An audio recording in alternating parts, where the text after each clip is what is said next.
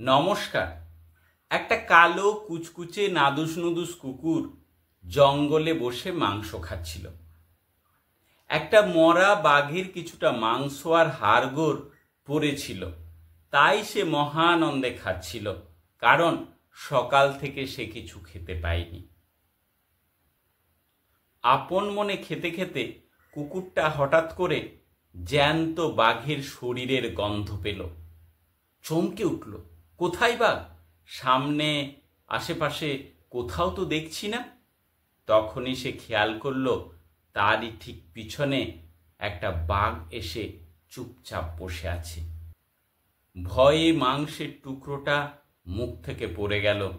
পিছন দিকে তাকানোর সাহস পেল না। সে এখন কি করবে? ছুটে পালাতে গেলে বাঘ তাকে এক লাফে ধরে ফেলবে। উপায় কি?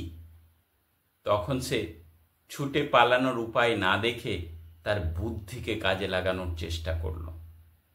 সে ওই মাংসের টুকরোটা আরেকবার চেটে নিয়ে পিছন দিকে না তাকিয়েই বলল, বাঘের মাংস যে এত সুস্বাদু তার তো আগে জানা ছিল না। আর তা যদি জানতো, এতদিনে তাহলে 20টা নয়, অন্তত পক্ষে সে 200টা বাঘের মাংস খেয়ে ফেলত। আর সেটা হলে তার শক্তি এত বেড়ে যেত যে এতদিনে 3-4টে নয়, একসাথে 10টা বাঘকে মেরে ফেলতে পারত।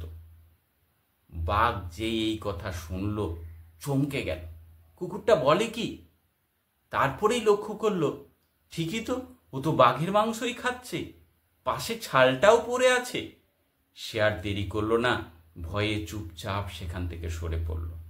এই ব্যাপারটা গাছের ডালে বসে এক হনুমান বেটা লক্ষ্য করছিল।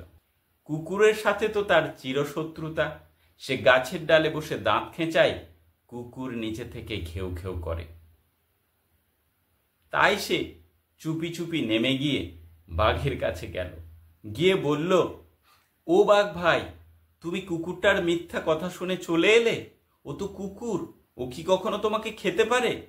তুমি চলো, এসো, ওর মাংস খাবে। এই বলে সে বাঘকে সাথে নিয়ে আবার কুকুরের কাছে আসছে। কুকুরটা এবার সজাগ ছিল। সে দেখতে পেল অনেক দূরে বাঘ আবার আসছে, আর তার পিঠে চেপে বসে আছে হনুমান। ব্যাপারটা তার বুঝতে অসুবিধা হলো না। হনুমানের চুপি চুপি নেমে যাওয়াটা তার এমনিতেই সন্দেহ হয়েছিল। তাই তারা আরেকটু এগিয়ে আসতেই তাদের দিকে না তাকিয়ে কুকুরটা বলল, এই বাঘের মাংস তো শেষ হয়েই এলো, আমার তো খিদে একটুও কমেনি। সেই তখন থেকে যে হনুমান বেটাকে পাঠালাম একটা বাঘকে ভুজুং ভাজুং দিয়ে ধরে আনতে, সে বেটা এখনো এলো কই? অন্য দিন তো এত দেরি করে না। বাঘ যেই এই কথা শুনল, সে বুঝতে পারল হনুমান বেটা তো কুকুরের লোক। তাই সে হনুমানকে ফেলে দিয়ে ছুটে পালালো। হনুমান বেটা ধপ করে পড়ে গিয়ে কুকুরের দিকে তাকিয়ে দাঁত খেঁচাতে লাগলো। আর কুকুরটা আবার মাংস খেতে শুরু করলো, তবে এবার দৃষ্টিটা আরো সজাগ রেখে। তো বন্ধুরা, এই ছিল আজকের গল্প। আমরা যখন শারীরিক ক্ষমতায় আর পেরে উঠি না, তখন যদি আমাদের বুদ্ধিকে সঠিকভাবে কাজে লাগাই, তাহলে হয়তো অনেক সমস্যা থেকে বেরিয়ে আসতে পারি। গল্পটি কেমন লাগলো অবশ্যই কমেন্ট করে জানাবেন। যদি ভালো লেগে থাকে লাইক করবেন, শেয়ার করবেন আপনার বন্ধুদের সাথে। আর চ্যানেলে নতুন হয়ে থাকলে চ্যানেলটা সাবস্ক্রাইব করে পাশে থাকা বেল আইকন প্রেস করে রাখবেন পরবর্তী ভিডিওর নোটিফিকেশন পাওয়ার জন্য।